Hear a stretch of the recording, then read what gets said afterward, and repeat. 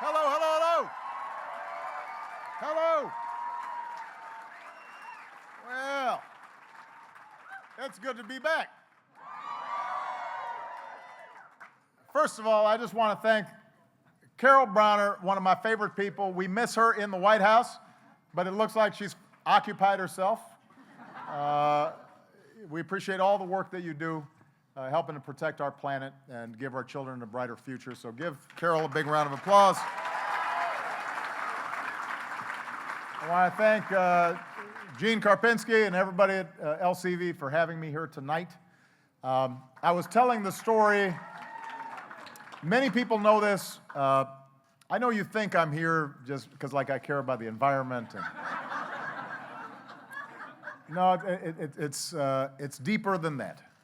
I guess Gene told this story. When I ran for the U.S. Senate, I was decidedly the underdog. Really, nobody knew me. And LCV, because it's a good government type, goes through process, and they had the board interview all the candidates. And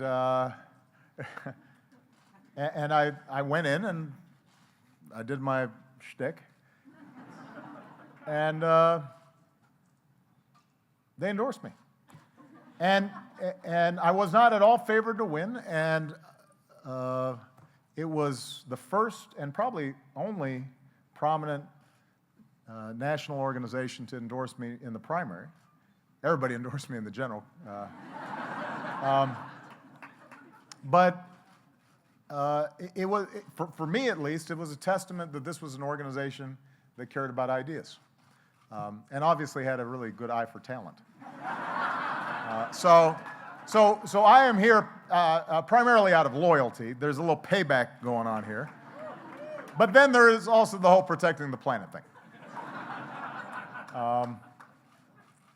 The work you do to protect our planet and our country and dealing with the rapidly growing threat of climate change is even more urgent and more important than the last time I spoke to you back in 2006 when I was still a senator. Because we know two big things. We know more about the threat than we did back then, and we know through experience that we can act, that we don't have to be passive, that we can act in ways that protect our environment and promote economic growth at the same time. We know we can do it. We've shown we can do it. So exactly 1 year ago today, I was at Georgetown University to announce my climate action plan, and I remember this because it was 95 degrees. The staff purposely put the speech outside, and so there are a number of photographs of me wiping my brow, and I don't sweat usually. I was hot. But I started my speech the same way I start all my speeches on climate change, with the facts. Not a lot of spin, just the facts. We know that burning fossil fuels release carbon dioxide. We know that carbon dioxide traps heat. We know that the levels of carbon dioxide are higher than they've been in 800,000 years. We know that the 20 warmest years on record for our planet all happened since 1990. And last month was the warmest May ever recorded.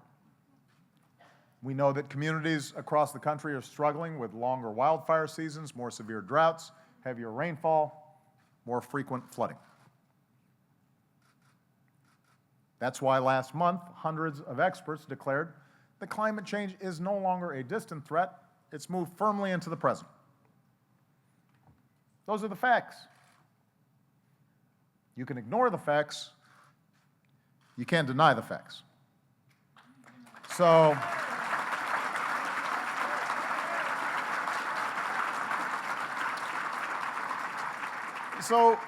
the question's not whether we need to act. The overwhelming judgment of science, accumulated and measured and reviewed and sliced and diced over decades, has put that to rest.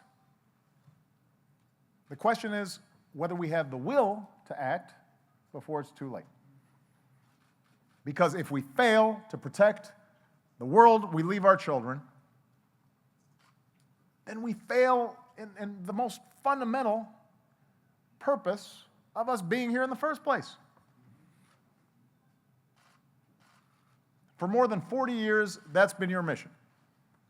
Preserve and protect this planet we call home. And by the way, it's been the mission of a lot of members of Congress who are here today. It's been a priority of mine for as long as I've been in office. And part of it maybe is growing up in Hawaii, where every day you appreciate the wonder of your planet, but you also understand how fragile it is. So we're working in a few ways to do our part by using more clean energy, less dirty energy, and wasting less energy throughout our economy. Right now, America generates more clean energy than ever before, thanks in part to the investments we made in the Recovery Act.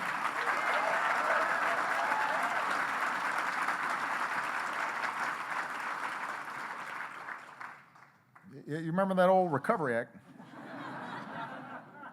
Was the largest investment in green energy and technology in U.S. history.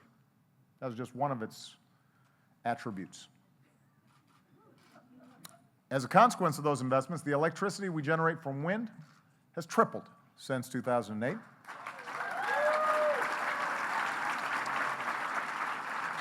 The energy we generate from the sun has increased more than tenfold.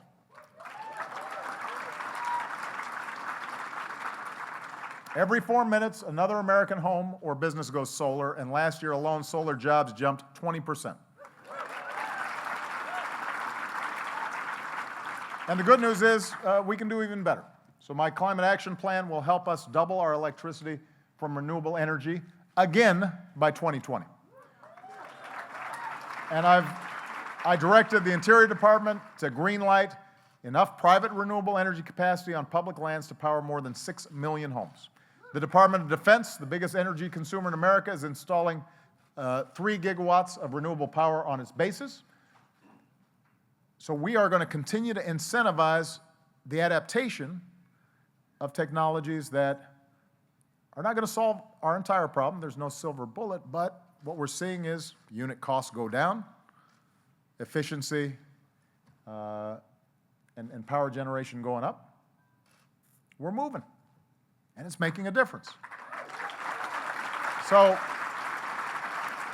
that's the first part of our plan, generating and using more clean energy.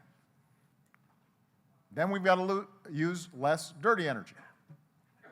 Since I took office, we've doubled how far our cars and trucks will go on a gallon of gas by the middle of the next decade. We're helping families and businesses save billions of dollars with more efficient homes and buildings and appliances.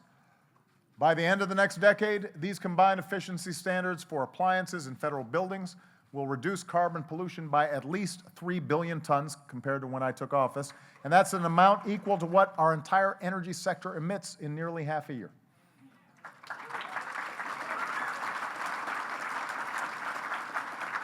So together we've held our carbon emissions to levels not seen in about 20 years. And since 2006, no country on Earth has reduced its total carbon pollution by as much as the United States of America.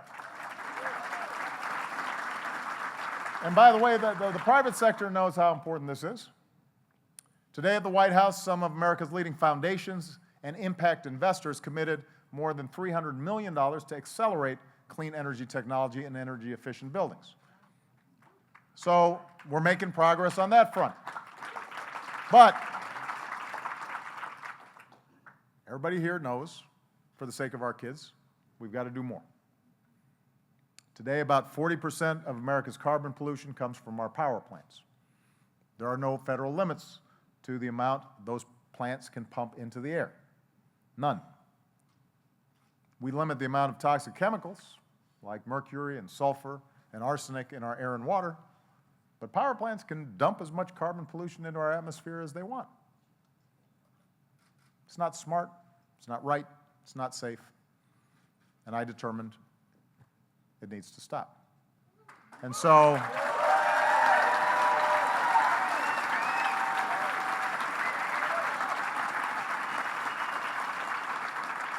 So that's why in my speech a year ago, I directed the EPA to build on the efforts of a lot of states and cities and companies.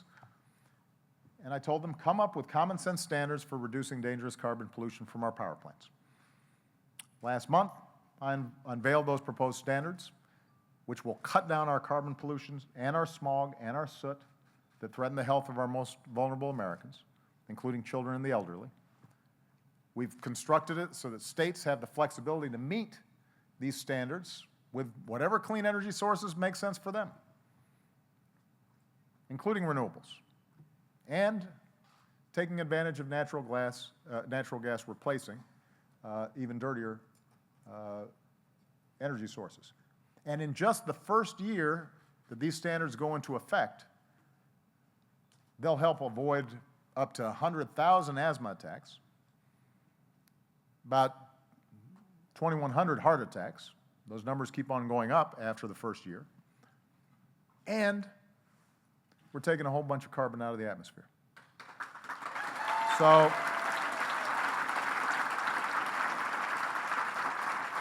I say all this to say that no matter how big a problem, progress is possible.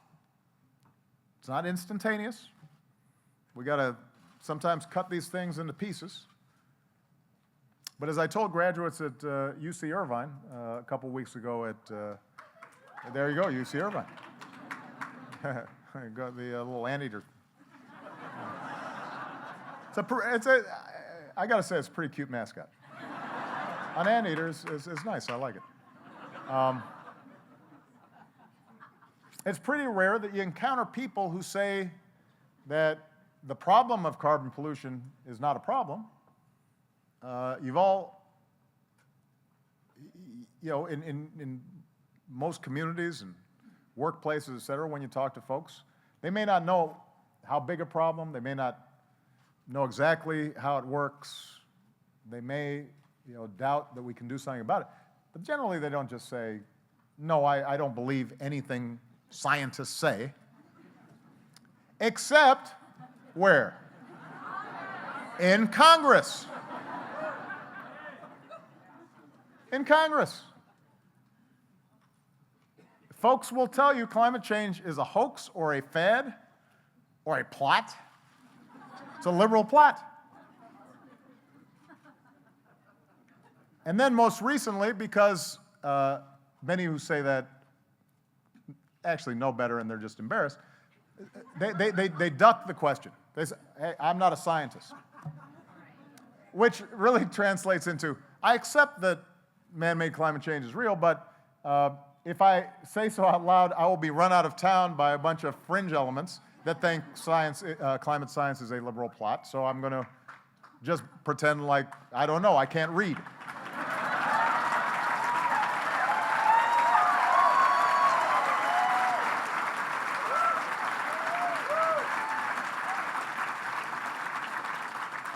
I mean, I'm not a scientist either, but I've got this guy, John Holdren, he's a scientist. I've got a bunch of scientists at NASA, and I've got a bunch of scientists at EPA, and I'm not a doctor either, but if a bunch of doctors tell me that tobacco can cause lung cancer, then I'll say, okay. Right? I mean, it's not that hard. Now, the good news is the American people are wiser than this. 7 in 10 Americans say global warming is a serious problem. 7 in 10 say the federal government should limit pollution from our power plants. And of all the issues in a recent poll asking Americans where they think we can make a difference, protecting the environment came out on top. We actually believe we can do this. We can make a difference. And that's, in large part, thanks to you. Many of you have done just terrific work at the grassroots level, educating, mobilizing. That isn't to say, by the way, and I say this sometimes to, environmental groups, it's not to say that it's not easy and that we should not take seriously the very real concerns people have about their current economic state. People don't like gas prices going up. They don't like electricity prices going up. And we ignore those very real and legitimate concerns at our peril. So if we're blithe about saying, you know, this is the defining issue of our time, but we don't address people's legitimate economic concerns, then even if they are concerned about climate change, they may not support efforts to do something about it. So we've got to shape our strategies to speak to the very real and legitimate concerns of working families all across America. But we can do that. That's the good news. We can do it. And the sooner we do it, the better. Right now, developing countries have some of the fastest rising levels of carbon pollution.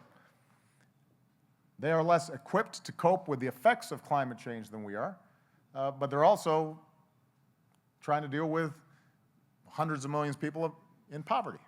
And so the trade-offs for them are even tougher than for us sometimes, unless we describe how development should leapfrog some of the old technologies, learn lessons from us, and go right to a clean energy future. And we should be part of that conversation, but we've got to lead by example. They're waiting to see what America does. And I'm convinced when America proves what's possible, other countries are going to come along. I should point out, by the way, that we're not just acting on climate change, we're also doing more for conservation. Since I took office, we've established 10 new national parks, 10 new national wildlife refuges, 11 new national monuments. I just announced plans to further protect our oceans.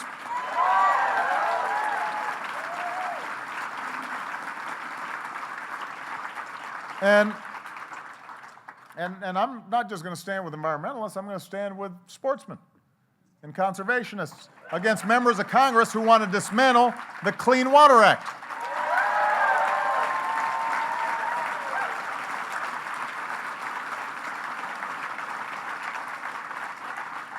You know, we got to dredge up that old tape of the Cuyahoga River on fire and the Chicago River and just remind people that this thing worked. It was one of the great achievements of modern American politics, was realizing that we didn't have to trade off a healthy environment for our kids and economic growth. Because as Americans, we have an obligation to be good stewards of the gifts that have been given and make sure that they're around for our kids and our grandkids. I don't have to tell you all this. Whether it's shifting to clean energy, preserving our landscapes and natural resources, you understand our mission. You've helped define it. And it's not going to happen overnight. This is a generational project. And sometimes it can be easy to get discouraged and to feel like, oh, we're not setting high enough goals, we're not reaching them quickly enough. I know, I read the science. I'm not a scientist, but I read it. But what I also know is that when you take those first steps, even if they're hard, and even if they're halting sometimes, that you start building momentum. And you start mobilizing larger and larger communities. When it comes to a challenge as far-reaching and important as protecting our planet, every step makes a difference. And one of the great things about it is that this is a generational fight, but the younger generation is more attuned to this than just about anybody. You talk to Malia, you talk to Sasha, you talk to your kids or your grandkids, and this is something they get. They don't need a lot of persuading. They understand how important this is. And that should make us hopeful and optimistic. And I'll close with a story I heard recently that illustrates the point. I called Greg Popovich, coach of the San Antonio Spurs, to congratulate him on winning the NBA championship. And I love Pop. He is not just a great coach, he's a great guy. and I've gotten to know him and really love the guy. And for more than a decade, Coach Pop has hung a sign in the Spurs locker room for all his players to see. And on that sign is a quote from a 19th century reformer, which is not what you'd expect to see in an NBA locker room, but that's the kind of guy Coach Popovich is. And the quote goes something like this. When nothing seems to help, I go look at a stonecutter hammering away at his rock perhaps 100 times without as much as a crack showing in it. Yet at the 101st blow, it will split in two. And I know it was not that blow that did it, but all that had gone before. So that's what we're doing. Together, we're pounding the rock. And together, we're making progress. And sometimes it feels like, man, I'm getting tired. And we're not moving fast enough. But then one day, the rock splits open. Not because one person comes up or one president comes up and strikes a mighty blow, but because of all the work that's gone on before. Our work. So until the day comes that the rock is split, we've all got to take turns pounding. We've got to keep fighting. We've got to keep mobilizing. We've got to keep making sure that your voices are heard in Congress and state capitals and city halls, because that's the only way we're going to build the kind of future that we want. Cleaner, more prosperous, more good jobs, a future where we can look our kids in the eye and tell them, we did our part. We served you well. We were good stewards. We're passing this on. Thank you, everybody. God bless you. God bless America.